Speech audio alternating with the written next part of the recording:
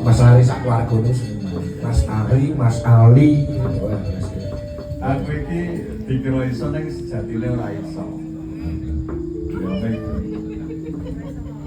Ora iso nembang-nembang apa nih? Bebas. Main begini santai. Jajal taksi Mari Joko. Oh iya, sudah dulu. Sendul nih guys, Sendul. Isone mau kuwi tok, Mas. Wah, mboten. Wong kula ning nyimak TikTok jenengan selarang ya. Angger TikTok kok Ari Pranoto Coro langsung tak follow. Ketemunya Mbak Ida. Ya tapi kalau di-follow. Dipun napa?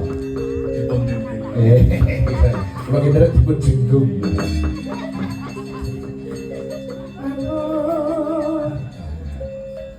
Mamanesmu hangu